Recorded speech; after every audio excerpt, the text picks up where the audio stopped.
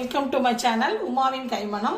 இன்றைக்கி நம்ம பார்க்க போகிறது வந்து ஒரு ரிச் கோகனட் பர்பிங்க. இதை வந்து ரொம்ப ஈஸியாக பண்ணிக்கலாம். பால், தேங்காய், ஜீனி இதெல்லாம் போட்டு நம்ம பண்ண போகிறோம். ரொம்ப ஈஸியாக பண்ணலாம்.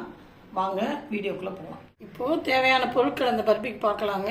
நம்ம ஏதாவது ஒரு மெஷர்மெண்ட் கப்பு, உங்களுக்கு என்ன கப்பு தேவையோ அதில் எடுத்துக்கோங்க. ஃபஸ்ட்டு வந்து நெய், 1 கப்பு நெய், 2 கப்பு வந்து தேங்காய் பூ, அதுக்கப்புறம் வந்து 3 கப்பு வந்து ஜீனி, 4 கப்பு வந்து பால். இது வந்து மெஷர்மெண்ட் வந்து 1 பங்கு நெய், 2 பங்கு தேங்காய், 3 பங்கு ஜீனி, 4 பங்கு பால். இது வந்து எந்த மெஷர்மெண்ட் எடுக்கிறீங்களோ அதில் அளந்து ஊற்றிக்கலாம். இப்போது அடுப்பை பற்ற வச்சுக்கோங்க. ஒரு கனமான ஒரு வானொலி போட்டிருக்கேன். கொஞ்சம் வெயிட்டான பாத்திரமாக எடுத்துக்கோங்க. அதுக்கப்புறம் அடுப்பை வந்து லோவில் வச்சுட்டு நம்ம ஒவ்வொரு பொருளாக வந்து அதில் வந்து நம்ம வந்து சேர்க்க போகிறோம். ஃபஸ்ட்டு வந்து எந்த மெஷர்மெண்ட் எடுக்கிறீங்களோ அந்த மெஷர்மெண்ட்டில் 1 கப்பு வந்து நெய். அந்த கப்புக்கு 2 கப்பு வந்து தேங்காய் போட்டிருக்கேன். அதை போட்டுக்கலாம்.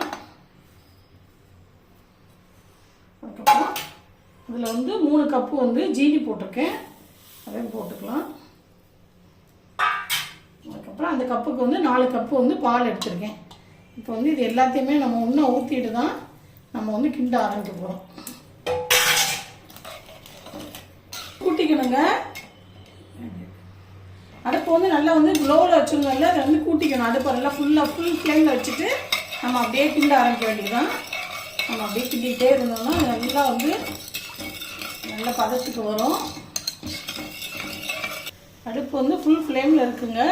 நல்ல கொதி நடுவில் வரும். அதுக்கப்புறம் வந்து நம்ம வந்து அப்படியே கிண்டி விட்டுக்கிட்டே இருக்கணும். அது அக்கம் பக்கம்லாம் அப்படியே நல்லா சைடில் ஃபுல்லாக வந்து இது ஒரு ஆடை மாதிரி படியும்.